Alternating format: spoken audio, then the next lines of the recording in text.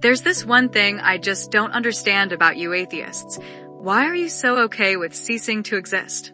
Yeah, there are these dumb excuses of, do you remember what it was like before coming into existence? Or you won't even be aware that you're dead.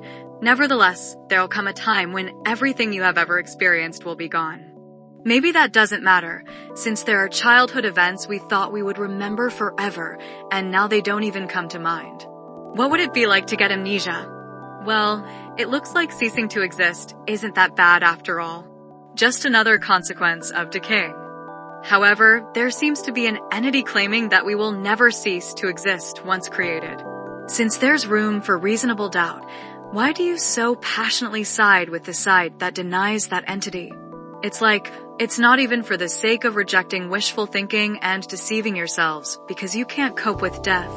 Your answer just is, we don't know, we can't know, and we must leave it at that. Every single piece of evidence that is presented, you always try to find a possible alternative explanation.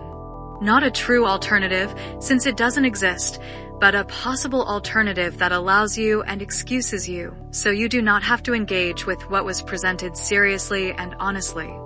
Simply because something weird happened, it cannot make it automatically therefore God. Especially when we thought that things like lightning and rain depended on the God's mood until the advancement of science. That argument doesn't even make sense because it's not even in the same category. One thing is not knowing how matter like the weather worked, and the other is having a personal, an interpersonal supernatural experience. The claim of a God is about an interpersonal being and his created companions or adversaries who are not affected by the laws of physics. Therefore, if they quack like a duck, it is because they are ducks. Every single thing in the universe has a function and a purpose. Everything is dependent on everything else. Not something else, everything else. Vegetation needs herbivores, and herbivores need carnivores, predators, so they don't over-multiply and run out of vegetation that didn't grow wild because of the herbivores. The universe is obviously intelligently designed, but most importantly, relational. It constantly screams at us to coexist and love each other.